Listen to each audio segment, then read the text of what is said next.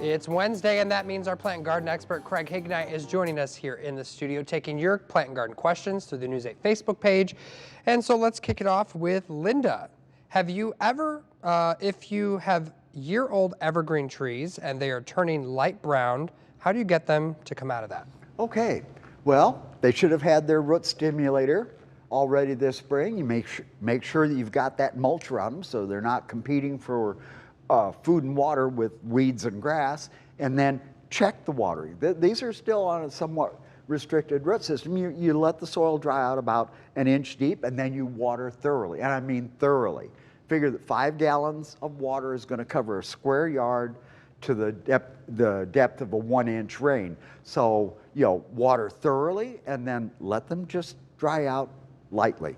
Also, we're far enough into the season with the heat, you might want to be checking them for spider mites. Oh. You take a piece of typing paper, slide it into the shrub, tap it, and whatever falls out of the evergreen, you look at it, and if it looks like cinnamon walking around on the paper, that's spider mite, and it should be treated. Yucky. All righty.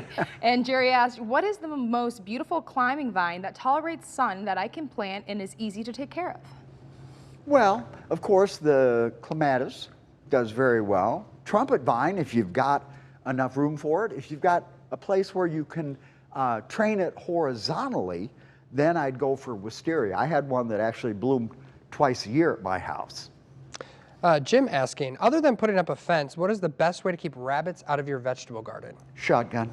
Oh. No. I'm sorry. There are times, and I know it's not pretty, but the chicken wire, the rabbit wire, it has a place in the garden. Yeah. And you can use all the repellents in the world and try them. Remember, you put them on 4 times when you first apply them to keep the animals at bay, but still, chicken wire is the best protection from rabbits in the garden. Alrighty, and Ron asked, my boxwood has a blit. Will they recover? I did treat them with Biodivance for trees and shrubs.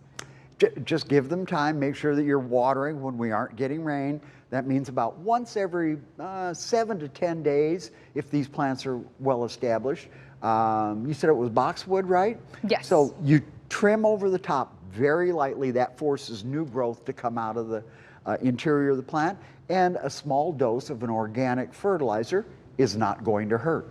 Okay. Max is asking, what is proper for asparagus right now? Do I cut it off or do I let it go to seed? Oh, let it grow. If you are done harvesting asparagus, and I would expect it to be done by about now, the next thing you do is fertilize it. We fertilize right after we get done with our harvest in the spring.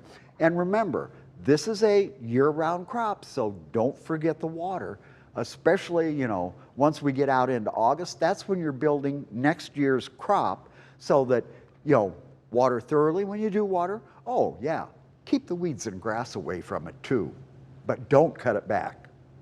All right, Craig, thank you so much. We're going to take a quick break, but keep your questions going into the News 8 Facebook page. We have a Facebook Live on there. We'll get more questions answered right after this.